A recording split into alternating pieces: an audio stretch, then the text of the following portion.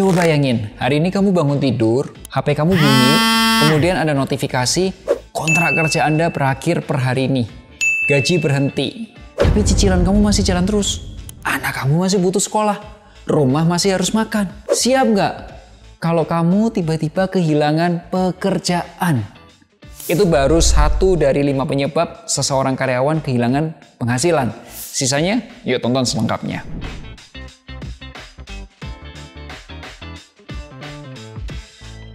Hai, ketemu lagi nih bersama saya Melvin Mumpuni. Hari ini kita bahas topik yang mungkin nggak enak ya, tapi ini penting banget. Apa aja sih yang bisa bikin seorang karyawan, ya kamu karyawan, kehilangan penghasilan dan gimana caranya supaya kamu tetap aman? Oh ya, sebelum pembahasannya boleh dong kasih like-nya dulu. Nah, kita mulai bahas satu persatu. Yang pertama nih, terkena PHK atau pemutusan hubungan kerja. Ya, teman-teman tahu lah ya, sekarang ini di Indonesia itu lagi banyak kasus PHK ya karena perusahaan melakukan efisiensi. Menurut infografis dari Perupadata, jumlah PHK di Indonesia itu dari bulan Januari sampai Maret 2025 versi pemerintah Kemenaker itu mencapai 24.000 orang.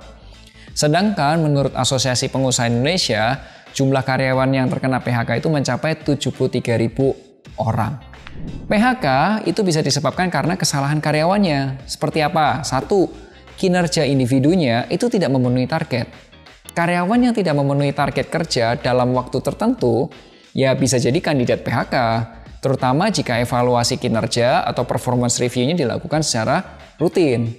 Yang kedua, ada alasan hukum atau disipliner. PHK itu juga bisa terjadi karena pelanggaran etika, hukum, atau peraturan perusahaan. Contoh, melakukan fraud, pencurian uang, korupsi, atau mungkin ada pelecehan seksual di tempat kerja, dan lain sebagainya. Nah, selain 2 alasan tadi, terkadang PHK terjadi bukan karena salah karyawannya, ya tapi karena kondisi lain, dan itu nggak bisa diatur oleh karyawan. Contoh, efisiensi biaya, atau pengurangan beban operasional. Jadi saat perusahaan mengalami penurunan pendapatan, omsetnya turun, dan perusahaan akan berusaha menurunkan biaya, khususnya biaya tetap atau fixed cost-nya. Salah satunya dengan cara mengurangi jumlah karyawan. Yang kedua, ada restrukturisasi organisasi. Jadi perusahaan melakukan reorganisasi atau penggabungan tim atau divisi agar lebih efisien. Contoh nih ya, pada saat TikTok itu beli Tokopedia, ya dibeli dari Koto gitu ya. Menurut saya itu bisa jadi divisi logistik Tokopedia akan digabung dengan divisi logistiknya TikTok. Ya, jadi akan terjadi pengurangan jumlah karyawan. Ketiga, ada perubahan strategi bisnis. Perusahaan bisa jadi mengubah fokus bisnis ke arah lain, sehingga beberapa posisi menjadi tidak relevan lagi.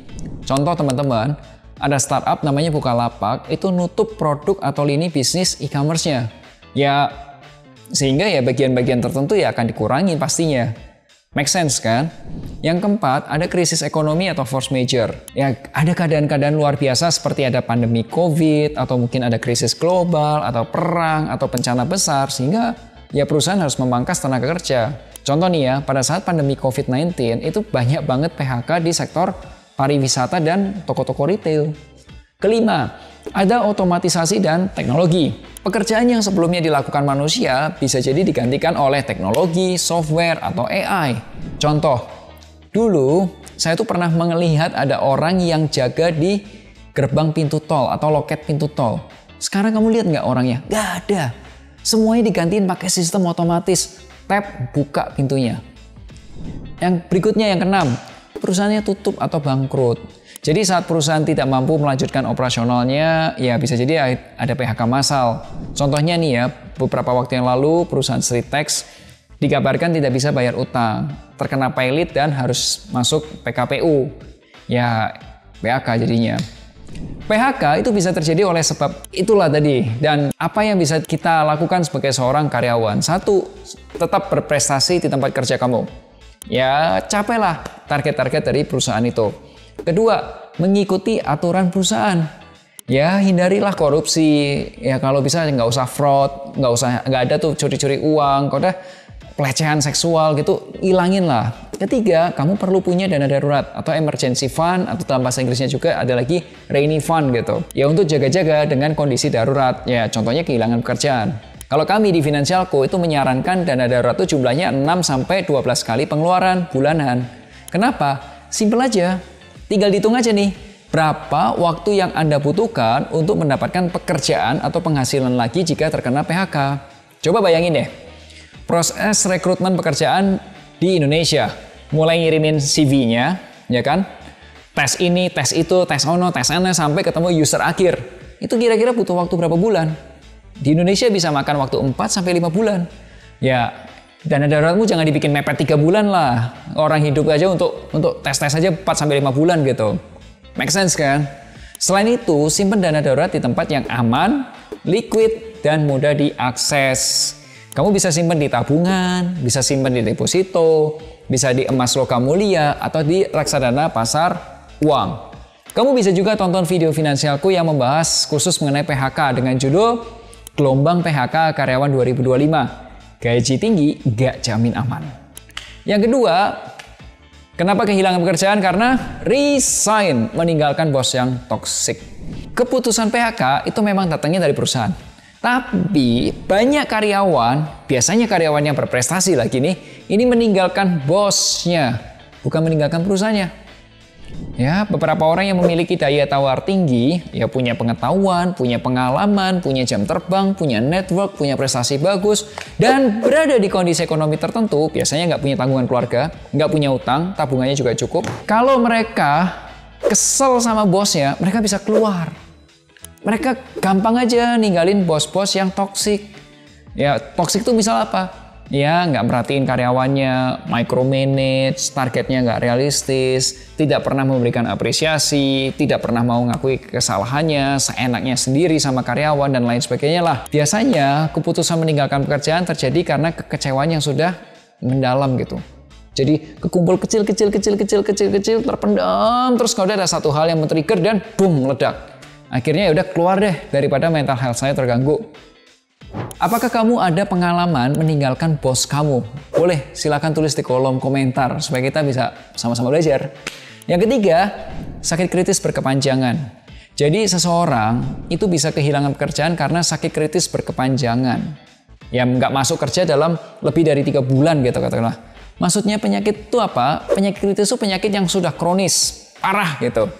Waktu pengobatannya bisa berbulan-bulan di rumah sakit dan minim kemungkinan untuk kembali ke kondisi awal. Kami di Finansialku sempat menangani beberapa klien yang bingung karena suaminya dirawat di rumah sakit karena penyakit komplikasi.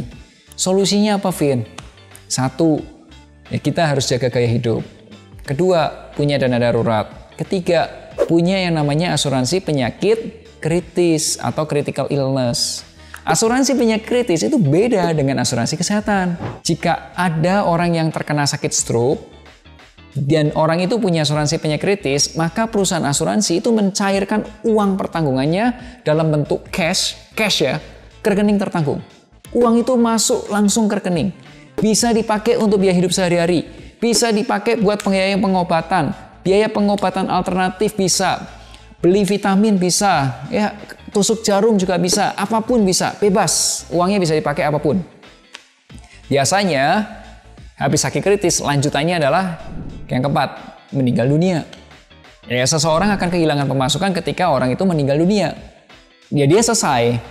Tapi bagaimana dengan kondisi keuangan dari keluarga yang ditinggalkan? Dianya selesai, keluarganya gimana? Jika masih ada anak-anak yang harus sekolah, siapa yang bayar? Terus ini keluarga siapa yang kasih makan? Siapa yang jadi tulang punggung keluarganya? Ya, dan lain sebagainya. So, oleh sebab itu sekali lagi nih ya, saran saya punya dana darurat dan satu lagi punya asuransi jiwa.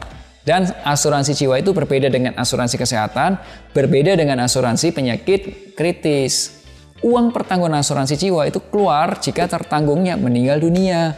Uangnya masuk cash ke rekening ahli warisnya. Ya, oke. Terakhir. Kenapa seseorang karyawan bisa kehilangan pemasukan? Karena satu lagi, pensiun. Seorang karyawan akan kehilangan pemasukannya jika tiba saatnya pensiun. Biasanya ada 3 kekhawatiran nih saat pensiun. 1, bingung. Sekarang ini kondisi saya siap nggak ya untuk pensiun? Bingung. Yang kedua, gimana nih dengan rencana keuangan saya berikutnya? Si sulung mau menikah. Gengsi dong kalau nggak dinikahin pesta gede gitu kan. Kedua, yang bontot masih sekolah, masih kuliah, belum beres. Gimana nih? Yang ketiga, kekhawatirannya, saat pensiun dari mana nih sumber penghasilan saya? Nah, 3 kekhawatiran tersebut biasanya saya bahas dalam pada saat mengisi training masa persiapan pensiun. Solusinya, mumpung kamu masih muda, kamu perlu mulai menyiapkan yang namanya dana pensiun. Kalau kamu masih bingung mulai dari mana, kamu nggak sendirian. Kami di Finansialku bisa bantu kamu. Caranya hubungi aja nomor berikut ini, boleh juga WhatsApp atau klik link berikut ini. Kamu boleh nanya dulu ke admin, cara konsultasinya gimana, harganya berapa, apa yang didapat setelah konsultasi. So, ingat selalu, hargai kerja kerasmu, share kalau kamu suka video ini. Sampai jumpa di Melek Finansial hari Rabu depan. Akhir kata, make a plan and get your financial dreams come true. Tonton juga playlist perencanaan keuangan.